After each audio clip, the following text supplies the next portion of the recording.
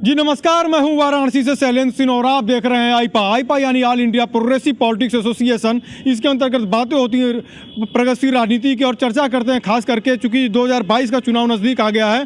तो हमारे साथ कई लोग यहाँ मौजूद हैं, आम आदमी पार्टी से मौजूद हैं, कांग्रेस से हैं, समाजवादी पार्टी से हैं और मौजूदा यहाँ पे पार्षद भी हैं। तो जानते हैं क्या हाल है, इस समय हमारे साथ मौजूद है सभी लोग यहाँ पे। पहले तो अब मैं आपसे जानना चाहूँगा हाजी वकार जी कि किस तरीके से 2022 में सफलता की कुंजी आप पाएंगे इसे।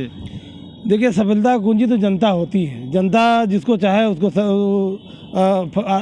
उठा दे, जिसको चाहे तो बैठा दे। लेकिन जनता पे हम लोगों को पूरा भरोसा है। माननीय प्रियंका गांधी जी के नेतृत्व में जिस तरह से उत्तर प्रदेश की जनता उनका साथ दे रही है, उनके साथ चल रही है हर जगह। और जो आपने देखा होगा, चाहे मैराथन हो, चाहे उनकी रैलियां हो, जिस तरह से अपार एक ऐतिहासिक, जैसे बनारस में ही देख लीजिए, उनके रैली में ऐतिहासिक रैली भी, ऐतिहासिक भीड़ भी, लोग उनको सुनने आए, देखने आए। वो इसलिए नहीं आए कि प्रियंका जी को देखने आए, वो कांग्रेस की नीति को समझने आए, कांग्रेस की नीति पे चलने के लिए आए। तो जो कांग्रेस ने जो अपने एजेंडे में जो लाया, जो बजट में लाया है, जिससे किसानों का कर्ज माफ़ होगा, किसानों के जो धान है उसको 2500 में ख़रीदा जाएगा, धान और गेहूं को। किसानों के जो गन्ने हैं उसको 400 रुपये में ख़रीदा जाएगा। जो लड़कियां पढ़ी लिखी हैं, जो ग्रेजुएशन पे हैं, उनको स्कूटी दिया जाएगा। जो हाई स्कूल पास कर गई हैं उनको पढ़ने के लिए लैपटॉप दिया जाएगा। तो इस तरह से बुनकरों को बिजली, जो फ्लैट रेट व्यवस्था है उसको लागू करेगी और बिजली बिल हाफ किया जाएगा। इस तरह के तमाम जो कांग्रेस ने जो जनता के लिए मुद्दे हैं उसको लाई हैं। तो इसलिए कांग्रेस जनता के भावना को, जनता उसके साथ जुड़ रही है। जनता उसके साथ जुड़ी। 32 साल से राजनीति में बाहर हैं उत्तर प्रदेश की कांग्रेस जो है समाजवादी पार्टी से। हमारे साथ यहाँ पे दिलशाद अहमद जी हैं और जानते हैं क्या हाल है इनका। तो 32 साल से राजनीति की अगर बातें की जाए, बाहर है इसमें उत्तर प्रदेश की राजनीति से कांग्रेस, इतने वादे किए जा रहे हैं, किस नज़रिए से देख रहे हैं आप? पहले आपको बहुत बहुत धन्यवाद आइफा को और आपको शैलेंद्र जी। सबसे पहले बात ये बता देना कि उत्तर प्रदेश का जो चुनाव है वो सीधे सीधे भारतीय जनता पार्टी और समाजवादी पार्टी के बीच में है। और इस बार समाजवादी पार्टी भारी बहुमत के साथ उत्तर प्रदेश के अंदर सरकार बनाने जा रही है। क्योंकि जिस तरीके से समाजवादी पार्टी का क्रांति रथ, विजय रथ चल रहा है, उस तरह जिस हिसाब से रैला चल रहा है, गांव, गरीब, किसान, नौजवान, छात्र, मजदूर बहुत ज़बरदस्त लाखों की तादाद में अखिलेश यादव को सुनने आ रहा है। और अखिलेश यादव जी ने जो कहा है 300 यूनिट हर घर में बिजली माफ़ होगी, चाहे वो किसी जाति का हो, किसी धर्म का हो। और पेंशन जो 2004 में जो पेंशन को बंद कर दिया गया, वो पेंशन को बहाल किया जाएगा। विधवा पेंशन हो, वृद्धा पेंशन हो, उसको बढ़ा के 18,000 करने का काम समाजवादी पार्टी करने जा रही है। उसी का नतीजा है कि आज भारतीय जनता पार्टी के बड़े बड़े दिग्गज नेता भारतीय जनता पार्टी छोड़ के उनके विधायक, उनके मंत्री बड़ी संख्या में समाजवादी पार्टी में शामिल हो रहे हैं। इसी में हमारे राष्ट्रीय अध्यक्ष अखिलेश यादव जी ने कहा है कि अब कोई भी आएगा भारतीय जनता पार्टी से विधायक, अब मैं पार्टी में नहीं लूँगा। उसके बावजूद कल आगरा से जितेंद्र वर्मा जी, जो भारतीय जनता पार्टी के विधायक थे, वो कल अब इस्तीफा दे के भारतीय जनता पार्टी के समाजवादी पार्टी में शामिल हुए हैं। आम आदमी पार्टी से भी हमारे साथ मौजूद हैं। दिल्ली की बातें की जाए तो दिल्ली के स्कूल के मॉडल की बातों को लेकर आ रहे हैं यहाँ पे और तमाम दावे किए जा रहे हैं आम आदमी पार्टी की तरफ से। आप कैसा पक्ष रखेंगे उत्तर प्रदेश की राजनीति के लिए? मैं महफूज हुसैन, आम आदमी पार्टी की तरफ से विधानसभा अध्यक्ष भी हूँ। हम बेसिक चीज़ों पे चुनाव लड़ रहे हैं, ना कि किसी जाति, धर्म या किसी उस पर मादों पे चुनाव लड़ते हैं। आम आदमी पार्टी का सीधा है, आम आदमी के हक में जो भी व्यवस्थाएं दे और स्वच्छ राजनीति को, ईमानदार राजनीति को आगे बढ़ाने की राजनीति कर रहे हैं हम लोग। और जिसमें किसी अपराधी को टिकट नहीं देते हैं हमारा दल। और जब अपराधी को नहीं लेंगे राजनीति में, तभी तो अपराध मुक्त हमारा प्रदेश होगा। और शिक्षा मॉडल हमारा मेन उद्देश्य है, शिक्षा। देश को शिक्षित करेंगे तभी देश हमारा विकास करेगा। और मेन वही है, शिक्षा, बिजली, पानी। देख लीजिए आज राजनीति में बदलाव और अल्पसंख्यक वोटों की अगर बातें की जाए तो समाजवादी की तरफ ज़्यादा झुकाव की बातें होती हैं। इसके साथ साथ कांग्रेस का अपने अलग दावे कर रही है, बीएसपी से भी अलग दावे होते हैं। क्या कहेंगे आप, कैसे वोटों को ध्रुवीकरण करेंगे बनारस की राजनीति? देखिए, हम लोग किसी जाति धर्म से वोटों की अपील करते भी नहीं है, ना किसी जात धर्म पे चुनाव लड़ते हैं। आम आदमी पार्टी एकदम अलग चुनाव लड़ती है, अलग तरीके से चुनाव लड़ती है। हम मुद्दों पर चुनाव लड़ते हैं। जिसको 300 यूनिट बिजली मुफ्त चाहिए वो वोट देगा हमको। जिसको शिक्षा मुफ्त चाहिए, अच्छी शिक्षा चाहिए, जैसे दिल्ली मॉडल आप देख रहे, उदाहरण देख सकते हैं। पंजाब में बदलाव आप देख सकते हैं। वैसे ही अपने यहाँ भी साइलेंट हैं, लोग देख रहे हैं। लोग अपने जनता इतनी बेवकूफ़ नहीं है, चाहे वो सपा का वोटर हो चाहे भाजपा का वोटर हो, वो अपना फ़ायदा खोजता है और खोजता रहेगा, और जिससे फ़ायदा मिलेगा और जिस पे भरोसा है उसको वो देगा। हम दे रहे हैं, इसलिए बोल रहे हैं हम। हमारे साथ यहाँ पे पार्षद भी मौजूद हैं यहाँ पे, और जानना चाहेंगे कि किस तरीके के नज़रिए आप देख रहे हैं क्षेत्र में विकास के लिए, जो बयार जो बातें हो रही हैं कि बनारस मॉडल की बातें हो रही हैं, कितनी सत्ता देखते हैं आप? विकास का मॉडल अपने शहर में तो कहीं ऐसा विकास हमको दिख नहीं रहा है। विकास के जो दावे ये उत्तर प्रदेश सरकार कर रही है, इस दावे में दम नहीं है, कहीं विकास नहीं है। आप गलियाँ घूमिए, मोहल्ले में चले जाइए, अंदर गली में चले जाइए, गंदगी देख लीजिए, रास्ते देख लीजिए, आने जाने लायक नहीं है। ऐसा कहीं कुछ विकास नहीं। विकास थोड़ा बहुत इनका जो है रोड पे डिवाइडर, ये लाइट और ये सब लगा करके थोड़ा बस यही है इनका जो दिखावा जो दिख रहा है। ऐसा कुछ विकास नहीं है उनका, मतलब जमीनी विकास नहीं है, आर्टिफिशियल जो है, केवल आर्टिफिशियल है। हम जानते हैं कुछ और भी लोग हमारे साथ मौजूद हैं। जी पहले आप अपना नाम बताइएगा। मैं बिस्मिल्लाह अंसारी। बिस्मिल्लाह अंसारी जी, अगर बातें की जाए तो बनारस की जो साड़ी की अगर बातें की जाए, काफ़ी यहाँ इंटरनेशनल पहचान बनाई थी। किस नज़रिए से देखते हैं, क्या मुनाफा चल रहा, क्या घाटा चल रहा, क्या सही है, क्या गलत है, क्या कहेंगे आप? देखिए, जब से ये भाजपा गवर्नमेंट आई तब से बनारसियों का उद्योग जो था, बनारसी साड़ी का उद्योग एकदम खत्म हो गया। फ़ायदा किससे मिला आपको? समाजवादी में ज़्यादा फ़ायदा समझ में आ रहा है, या कांग्रेस में आ रहा है, या आम आदमी पार्टी जो दावे कर रही है, या पूर्व की बीएसपी, या मौजूदा सरकार? देखिए, फ़ायदे की जहाँ तक बात है, कांग्रेस सरकार थी तो सारों जगह के स्पोर्ट खुला रहता था। हमारी बनारसी साड़ी जो भी तैयार होती थी, यहाँ हिंदुस्तान से लेकर देश विदेश में हमारी बनारसी साड़ी जाती थी। जब से ये गवर्नमेंट आई, सारे एक्सपोर्टों को बैन कर दिया, जिससे हमारा बनारसी उद्योग एकदम गड्ढे में चला गया। कारोबार पूरे ठप हो गए, लोग अपना घर द्वार बेचने के मजबूर हो गए। उसके बाद जो उत्तर प्रदेश गवर्नमेंट सरकार थी, बुनकरों को बिजली के यूनिट के हिसाब से इन्होंने एक शासनादेश लिया के सर पर पटक दिया। पूरे बुनकर जितने पूरे उत्तर प्रदेश में समझ लीजिए कि एकदम बेहाल हो गए थे। बुनकरों ने काफ़ी हद तक पूरे प्रदेश में आंदोलन किया। अब ये सरकार जब उनके गवर्नमेंट के लोग लिखा पढ़ी करके देते कि ठीक आपके फिक्स रेट की व्यवस्था की जो बात की जाए, उन्होंने लिखित रूप से दिया। मुख्यमंत्री ने आश्वासन दिया, उनके आश्वासन को इनके अधिकारी नहीं मानते। लगता है कि देश हमारा उत्तर प्रदेश अधिकारी चलाता है, मुख्यमंत्री जी नहीं चलाते हैं। ये इनका अधिकारी चलाता है, मुख्यमंत्री नहीं चलाते हैं। देखिए, बुनकर की अगर बातें की जाए, किस नज़रिए से आप देखते हैं, क्या कमी देख रहे हैं, क्या खास वादे करेंगे? चूँकि बनारसी साड़ी का एक यहाँ पे जो है एक अलग पहचान बना चुकी है। देखिए, बनारस की बनारसी साड़ी पूरी दुनिया में प्रसिद्ध थी और बनारस बनारसी साड़ियों के नाम से मशहूर था। एक वक्त ऐसा आया था 2002 और 3 का, जो बनारस का बुनकर बहुत तेज़ी से पलायन दूसरे प्रदेशों में कर रहा था। बुनकर जो जीवन यापन था अपना खून बेच के कर रहा था। कुछ बुनकर के लोग रिक्शा चला रहे थे, गाड़ी चला रहे थे। केंद्र की योजनाओं का जो लाभ था उसमें सपा ने जो है उसका अगर कहा जाए तो गुणगान करा लिया अपने लिए। कभी नहीं। समाजवादी पार्टी के उस वक्त तत्कालीन मुख्यमंत्री मुलायम सिंह यादव साहब थे, जिन्होंने बुनकरों का दर्द को समझा, उनके बीच में गए, उनके दर्द को समझा और 65 रुपए का फ्लैट दर की बिजली देने का काम उत्तर प्रदेश के उसका तत्कालीन मुख्यमंत्री मुलायम सिंह यादव जी ने कहा किया, और उसके बाद अखिलेश यादव जी ने इसको आगे सुचारू रूप से किया। और आज बुनकर परेशान है। आज बिजली विभाग के लोग जब जेई जाते हैं तो वो ताला बंद करके घर भाग जाता है, हट जाता है वो, और उनका उत्पीड़न करते हैं। या जो बिजली विभाग के लोग आते हैं उनको गाली बकने का काम करते हैं, उनको जलील करने का काम करते हैं। इस सबको लेकर समाजवादी पार्टी के मुखिया अखिलेश यादव ने कहा है कि बुनकरों को भी, किसानों को तर्ज पर बिजली देंगे जब हमारी सरकार बन जाएगी 2022 में। देखिए, कांग्रेस से हैं आप, जुड़े हुए हैं, और चूंकि यहाँ पे आप पार्षद भी हैं और यहाँ पे कांग्रेस से पदाधिकारी भी हैं। इन्होंने कहा कि मतलब कि केवल समाजवादी पार्टी बुनकरों के लिए कर रही थी, कांग्रेस क्या कर रही थी फिर? देखिए, एक ज़्यादा कुछ नहीं करना, एक 10 रुपये का RTI आप लगाइए और पता करिए कि जब जो फ्लैट रेट बिजली तो ये योजना बुनकरों के लिए लागू हुई। मैं उनके बतूबे बताना चाहता हूँ कि जब एक बात सही उन्होंने कहा कि बुनकर यहाँ से बिजली की परेशानी जो कारोबार था, बिजली के वजह से वो उनके कारोबार नहीं कर पाते थे। जो अगर कमाते थे वो बिजली में चला जाता था। मतलब बुनकर पलायन करने लगे यहाँ से, कोई गुजरात चला गया, कोई महाराष्ट्र चला गया, कोई चंडीगढ़ चला गया, कोई पंजाब चला गया। इस तरह से बुनकर यहाँ से पलायन जा रहे थे। सारे लोग यहाँ चिंतित थे कि इसको रोका कैसे जाए।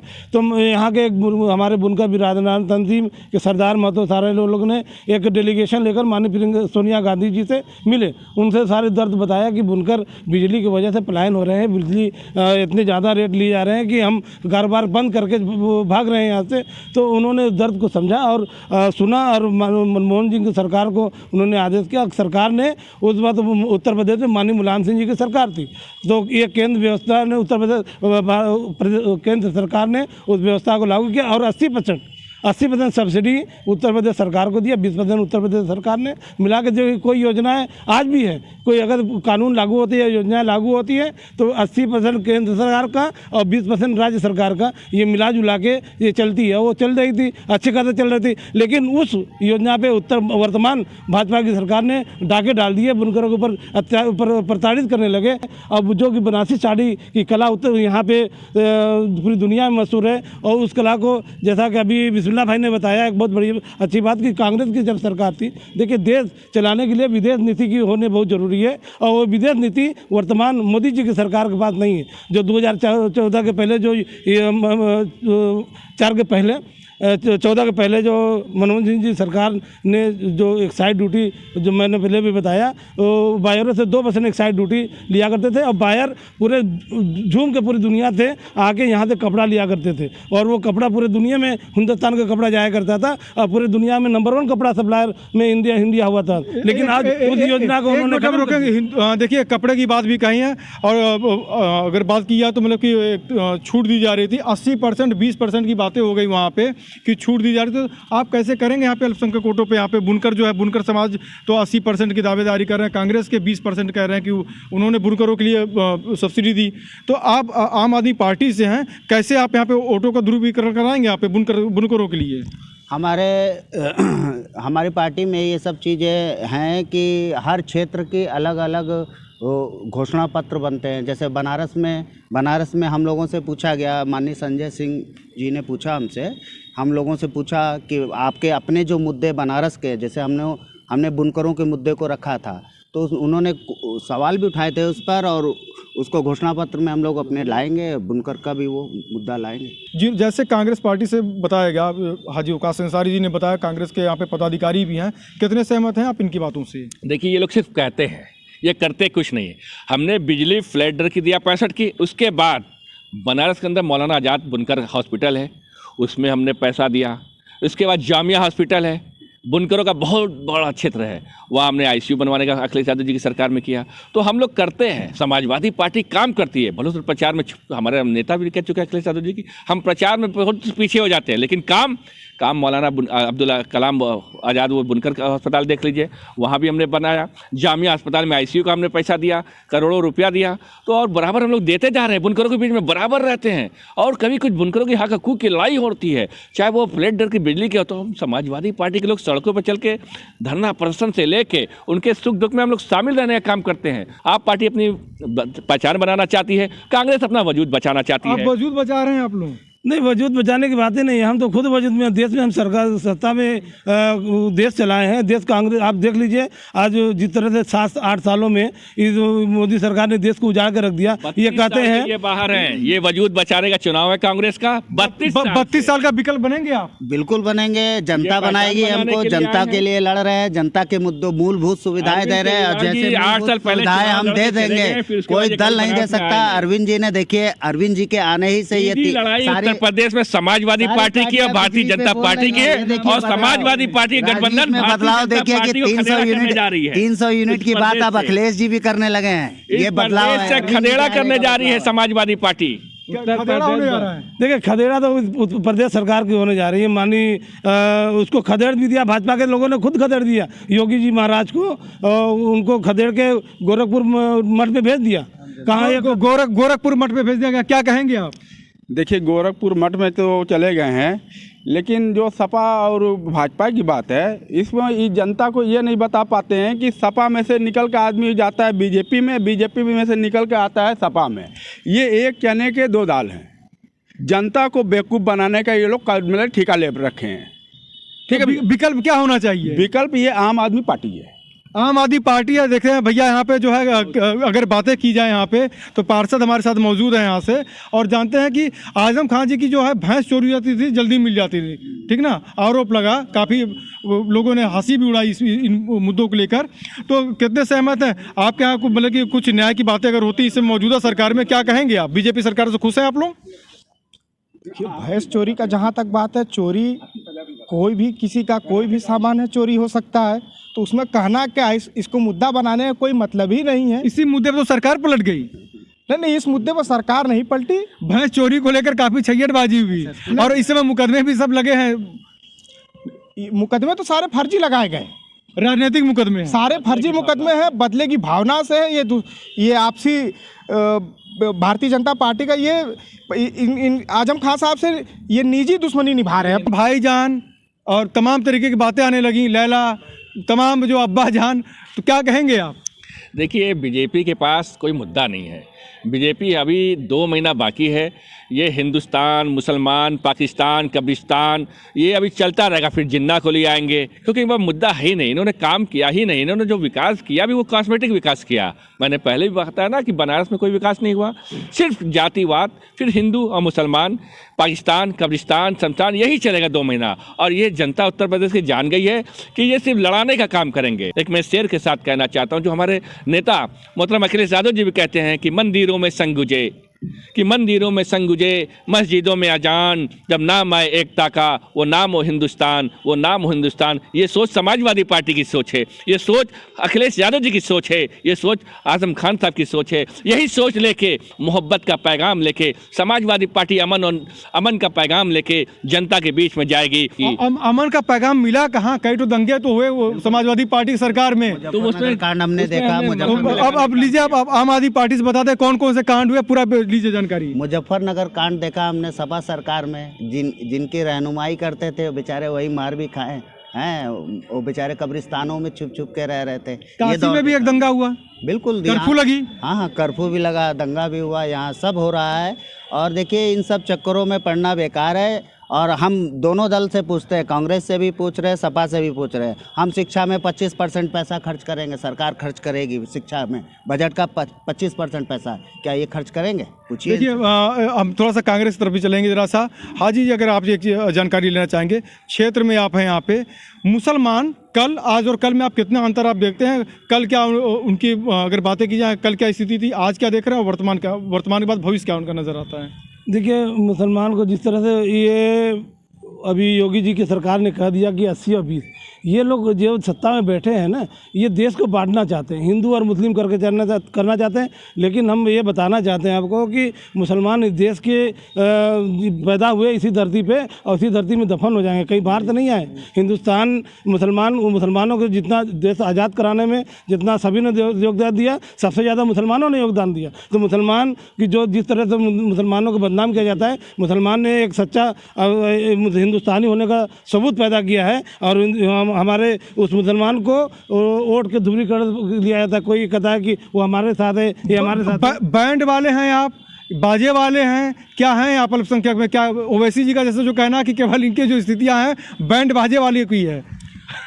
हम वीर अब्दुल हमीद भी हैं, हम एपीजे अब्दुल कलाम भी है। जो हम वीर अब्दुल हमीद बन जाते हैं तो अपनी तोप के गोलों से पाकिस्तान की धज्जियां उड़ा देते हैं, और जब हम एपीजे अब्दुल कलाम बन जाते हैं तो मिसाइल और परमाणु बम बना देते हैं। इसलिए हम मुसलमान नहीं हैं, हम इंसान हैं, हिंदुस्तान के निवासी हैं। ये देश जितना उनका है, ये बाबा राव भीमराव अम्बेडकर का देश है। ये बाबा राव भीमराव अम्बेडकर के संविधान से चलेगा, ना कि आरएसएस और भारतीय जनता पार्टी के संविधान से चलेगा। इसलिए समाजवादी पार्टी के लोग, समाजवादी पार्टी की नीतियों को लेके हम लोग सड़कों पर हैं, और भारतीय जनता पार्टी का खदेड़ा शुरू हो गया है। वो चाहे जितना हिंदू और मुसलमान कर ले, लेकिन हिंदुस्तान का मुसलमान और हिंदुस्तान के हिंदू साथी नौजवान सब एक होके एक ताने बाने में चलेंगे, एक ताने बाने में चलेंगे सभी लोग। ये कहना था तमाम दलों के नेताओं का। और देखते हैं कि इसमें 2022 का जो सेहरा जो है किसके सर पे बंधेगा। वाराणसी से शैलेंद्र सिंह, आईपा।